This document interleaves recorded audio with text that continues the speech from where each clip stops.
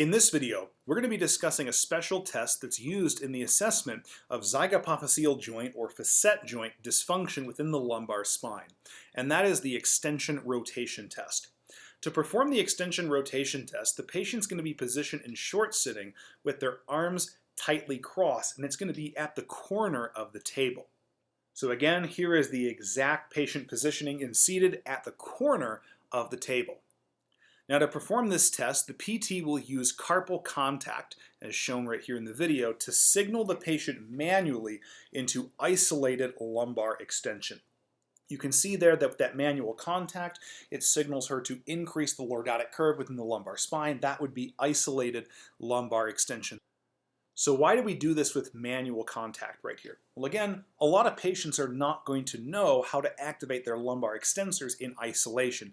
In other words, to get isolated lumbar extension. When you tell them to do that, just verbally, they may just lean back. And we don't want them leaning back because that would actually be relative hip extension. We want lumbar extension, okay? So once the patient is in lumbar extension here, the PT will passively move the patient into lumbar side bending and rotation towards the test side lumbar facet joints. So we can either test the left facet joints or the right. We're going to test the left side here, and we're essentially going to put those facet joints into the closed pack position. And that's going to be a position of lumbar extension, ipsilateral side bending, and ipsilateral rotation. So from here with my left arm, I'm going to reach around over the patient's arms, and I'm going to guide them into left side bending here. There's the side bending, and then left rotation. And in this position, we monitor for any subjective reports of pain or other symptoms by the patient. That being said, a positive extension rotation test is going to be indicated by the reproduction of any familiar symptoms. Okay? Now, if the patient reports localized low back pain here, that's more indicative of facet joint dysfunction. So in this position, she's an extension of the lumbar spine and side bending left and rotating left. So this would more provoke left facet joint dysfunction. And she would probably describe that pain as being just lateral to the spinous processes in the lumbar spine, again on the left side. Now in all likelihood, you would perform the extension rotation test if you're suspicious of facet joint dysfunction on one side or the other. However, let's suppose you get them into this testing position and it happens to provoke some radicular symptoms going down the ipsilateral lower extremity, in this case the left side. That increases the chance that they have a lumbar radiculopathy. So bottom line, if this test reproduces any radicular symptoms, you need to consider an ipsilateral lumbar radiculopathy, and from there you would proceed to the Kemp test. Now the Kemp test is identical to the extension rotation test, except for the fact that there's one additional step, and it's applying axial compression downward through the lumbar spine. This test is analogous to Sperling's test in the cervical spine, which is used to assess for cervical radiculopathies.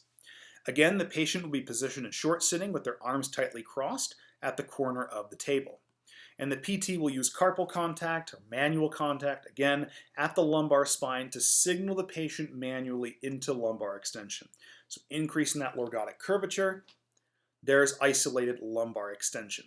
With my other arm here, my left arm, I'm going to wrap around her arms to her other shoulder and induce ipsilateral side bending and ipsilateral rotation. Now at this point, we are exactly in the extension rotation test position. Okay?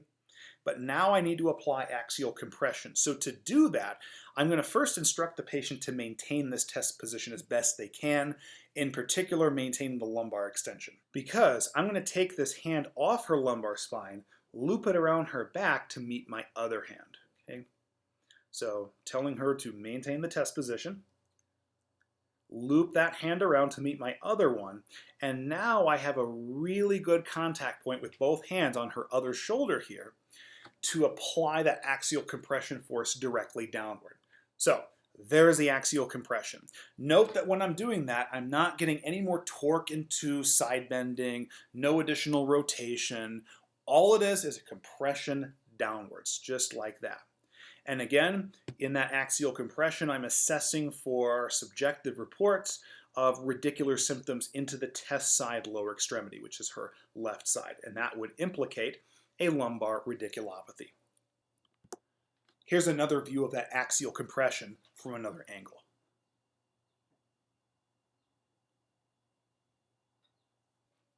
Now, the psychometrics of this test were evaluated by Lyle et al. In 2005 and Manchakanti et al. In 2000. And they found a sensitivity that ranged between 50 and 70% and a specificity of 67%. Now, you can see here that as an isolated test, it has weak psychometrics, pretty poor clinical value. So, again, you would only use the Kemp test to confirm the results of other radiculopathy special tests that are much better.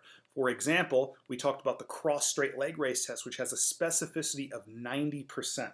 This is going to be the best special test we have to rule up the likelihood of a lumbar radiculopathy. Other tests like the slump test and the Kemp test, we're going to use more to confirm our suspicions after we've done the cross straight leg raise. Thank you for all your support. Be sure to check out my Instagram for cool science and not science stuff.